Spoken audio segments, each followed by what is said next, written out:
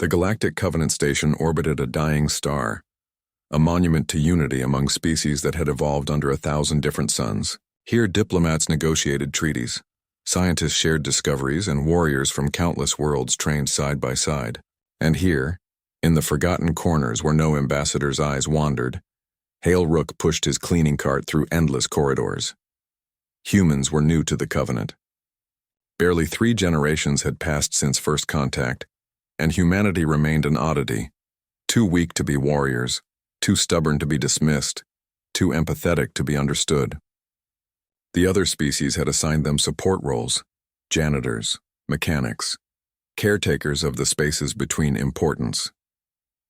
Hale didn't mind. At 53 Earth years, he'd lived enough life dirtside to appreciate the steady rhythm of simple work. Mop the floors, empty the waste recyclers, keep the station running while the important people did important things. It was during the 3rd cycle of station night, when lights dimmed to simulate circadian rhythms for the dozen species that required them, that Hale heard the sound, a whimper, soft, almost imperceptible beneath the hum of life support systems. Hale stopped his cart and listened. There it was again, coming from a maintenance alcove near the environmental controls. He approached slowly, his cleaning uniform making soft swishing sounds against his legs. In the shadows, 2 eyes gleamed, vertical pupils that marked their owner as a predator. The Kryn were apex hunters from a high-gravity world, their species renowned across the galaxy as fearsome combatants. Their adults stood nearly 8 feet tall, with claws that could shred combat armor and reflexes that made them nearly impossible to surprise. This one was barely 2 feet long. The Kryn cub, Nirek, according to the identification band on its small ankle, shivered violently in the alcove. Its dark fur was matted and its breathing came in rapid, shallow gasps. The cub's body temperature was dropping. Hale could see it in the way the creature's muscles contracted involuntarily. Most species would have walked away. The Kryn were proud, territorial, aggressive. Their cubs were kept in climate-controlled nurseries, supervised by trained handlers.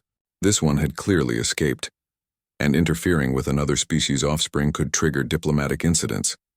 But Hale saw only a cold, frightened child. He crouched down slowly, making himself smaller, less threatening.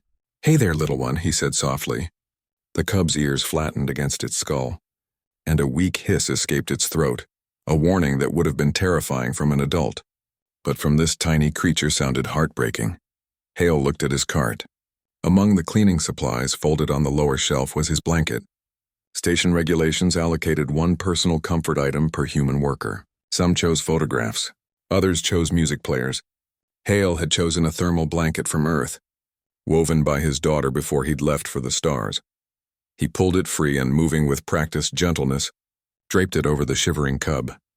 Nirek flinched, claws extending reflexively, but the blanket was warm, warmer than anything on this metal station, and the cub's survival instincts overrode its fear. Small paws clutched at the fabric, pulling it closer. The shivering began to subside. Hale activated his comm. "Station security, this is Janitor Rook. I've located a Kryn cub in Section 7 Delta near environmental control. Appears to be hypothermic but stable. Requesting immediate pickup." He sat with Nirek until the handlers arrived, 3 massive Kryn adults who moved with lethal grace despite their size. They stopped short when they saw Hale sitting cross-legged on the floor, the tiny cub wrapped in his blanket, sleeping peacefully against his knee. The lead handler, her scars speaking of countless battles, stared at the human. Her species had a saying, "Only prey shows weakness." Yet here was this soft, frail creature, having given his own warmth to a child of warriors. "You will want this returned," she growled, gesturing to the blanket with one clawed hand. "Keep it," Hale said quietly. "He needs it more than I do." The handlers exchanged glances, a conversation in body language that Hale couldn't fully read. Then the lead handler carefully lifted Nirek, blanket and all, and departed without another word. Hale returned to his cart and resumed his work. Just another night on the station.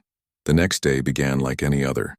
Hale reported for his shift, collected his cart, and began his rounds. But when he reached Section 7 Delta, he found something that made him stop in his tracks. Outside his small quarters, the cramped room where human janitors slept between shifts, lay 6 Kryn cubs. They were curled together in a pile of breathing fur and twitching tails, fast asleep despite the foot traffic of passing station personnel. And at the center of the pile, still clutched in tiny claws, was Hale's blue thermal blanket. A Kryn warrior stood guard nearby, arms crossed. It was the lead handler from the previous night. "They refused to sleep in the nursery," she said as Hale approached. "All night they scratched at doors, climbed through ventilation shafts, evaded their caretakers. Until they found this place." She gestured to the sleeping cubs. "Your scent is on the blanket. To them you are now pack." Hale stared at the pile of sleeping predators blocking his doorway. I was just trying to help. That is why they trust you."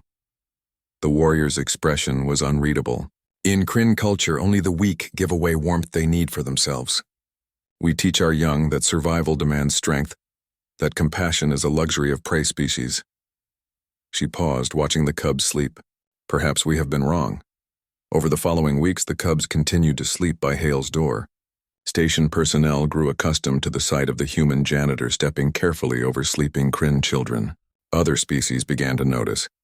The story spread through the station's gossip networks of the human who had sacrificed his comfort for a stranger's child, who had shown kindness when calculation would have served him better.